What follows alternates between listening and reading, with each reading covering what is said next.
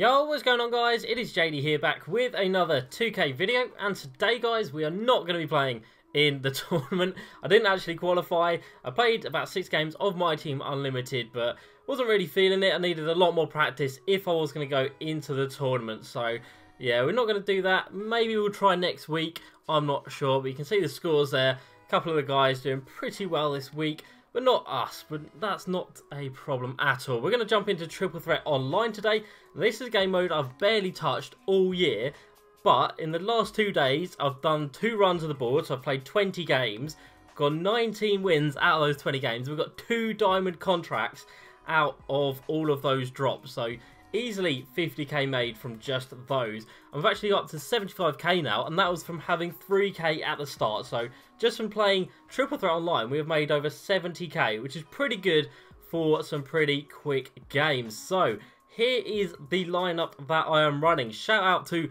Bio2K, he was the one who did show me this lineup.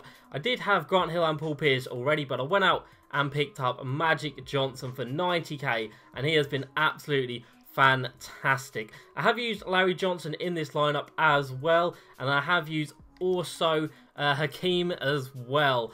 But I have found that the small ball lineup with the 2 small forwards and the point guard of Magic, of course Magic, 6'9" I believe, so nice and tall. Even if you come up against someone with a beastly centre, I've come up against a few people with the pink diamond Hakeem, and we've actually done alright, and I didn't lose that one either. So today, just going to go through a few games, see if we can get any nice drops, and just give you guys a few tips on offense and defense, because 19 wins out of 20, I'm pretty happy with that record, and I'm pretty happy to keep it going as well. I believe I'm a couple of games into this board at the moment, as our opponents has Diamond Jamal Murray, Diamond LeBron, and Ruby Nikola Vucevic. So pretty inferior compared to our 3 diamonds. Do feel a little bit bad when you come up against a really poor squad in comparison, but there's nothing you can do about matchmaking. As long as you've got the best pink diamonds, we are all good. Alright, so on defense, of course, this Jamal Murray has got a very nice 3-ball as we leave him wide open for the first shot there.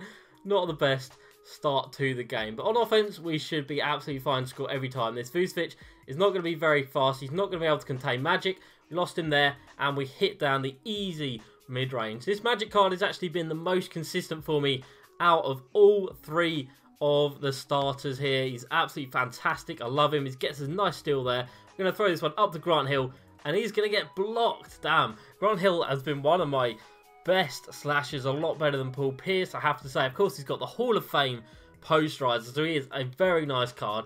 I will be using him in Unlimited for some gameplay in the coming few days, but for now we are just going to try and use these guys in Triple Threat. So we're going to breeze by here, we're going to kick this out, and we're going to get an easy layup. It would be nice if he stayed at the 3-point line. Of course, driving and kicking is one of your main ways to score. This guy's taking a bad contested 3 there, and that is going to give us a chance to really take control of this game. So he's jumping with LeBron. Why are you jumping? That's interesting. Is he going to jump again? Yes, he is. So we're just going to take that right over the top of him. So you don't really want to be shooting many jump shots unless you're driving and kicking to wide open shooters. You don't really want to be doing ISO ball into 3-pointers or like zigzagging around trying to get the 3. That's not an effective way to play. I always find that driving inside is a lot better. You're going to get a lot more guaranteed buckets, a lot more high percentage buckets as well. And especially with cars like this, they're all so quick. They're all so good at driving inside and shooting. And of course, Magic with his massive height is always going to be good. And then Paul Pierce going up against his Jamal Murray, that is going to be something that we can definitely take advantage of. Of course, badging out these players, I haven't really done much to them from what they came with as standard. If this guy wants to come in the post, that is absolutely fantastic. I'll happily let him do that.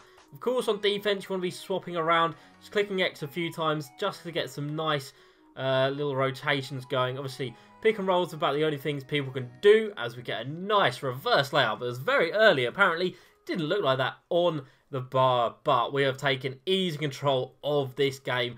And if you do get a nice little streak going, you can plow through these triple threat games in about 5 minutes. I mean, this guy he's really lost his head. He started off alright, but he is absolutely fallen. We're going to take our first jumper of the game, and that's what I mean about not taking too many jump shots. A wide open, full white, from Paul Pierce, who has a 97-3. So with the coach boost, a 99-3, and he bricks it. Like, it's just so dead when things like that happen. So it's much better to take it inside. Get some guaranteed easy points as this guy gets his first look inside.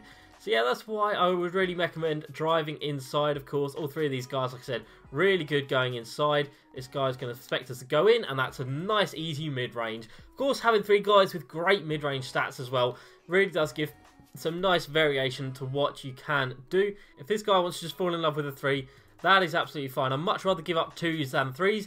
If he's just scoring 2s all the time, I can easily match him with that. But of course, as you just seen, with Paul Pierce's 3 missing, I don't really want to go into a 3-point shootout because for some reason these players just really don't hit the shots that they should. But we're going to just keep taking it inside. We're going to breeze past this Jamal Murray every single time. As you get towards the end of the games, a couple of the players should start to get their takeovers. This game has been pretty even scoring for all of my starters, so they might not get it. But I think Magic should get his takeover with one more good play. And if he gets a steal here, which he can't, I mean, that ball was literally right in front of his face, but he didn't want it. It was good defense, but not enough to get the stop. So let's try and force this into Magic. If he gets this bucket, he should get his takeover, and then we should be easily winning this game. So there we go. He goes inside. He actually doesn't get it, even though he's got 8 points and 3 rees in this game. So he's been doing pretty good, I have to say. But you can see on defense, we're just sort of sagging off, let him in, think he's got an open 3, and then sort of closing down when he gets towards anything notable. Gets a wide open 3 there, but that's fine. We've got a nice little 4-point lead in this game, and of course with possession here, we should be able to make this even more. We're going to kick this out to the wide open Paul Pierce, and he's actually going to hit that 3, thank God. And there we go, he's got his takeover. So the last possession, we will give it to him just to see him get a nice shot. He's going to jack up another 3, that's going to brick. This guy has really not done too well on the 3s. Wait for him to jump, put it right over his head, and that is a very easy triple threat win. Doesn't take long at all when you get some nice possessions going. Good defense as well, getting a nice few fast breaks, and you get around 350 to 450 MT for playing the actual game, so it's not too bad. It really should be a little bit more because, I mean, it's just not worth it, really, but it is the only game mode you can play to get a good amount of MT, especially from the rewards. Like I said, these 2 diamond contracts are hit 25,000 MT each, which is fantastic, and there are some shoes that you can hit which sell for like 40k or something ridiculous. Diamond coaches that Steve Kerr still sells for like over 50k, I think. So if you picked him up, you would get very lucky indeed. So we're on 3 ball drops here, and that is an awful board. Oh my god, that is one of the worst I have seen, which is of course so typical when I'm actually recording. So of course we're going to go for that gold pack right in the corner. Hopefully we can get it out of one of these 3 hits. Of course it would be nice to actually see what empty amount it's going to land on. We get 300 there, which isn't too bad, but it would be nice because I have got some that are 750, I've got some that are 1,000, but of course you get the ones that are 100, and it is just such a waste of time. It's so dead. If you get 3 balls that hit 100, it is just so poor. So we get a nice little amount there, 500 and a 300, so we've got 800 extra MT, and it looks like we're going to get another MT slot. So how much are we going to get from this one?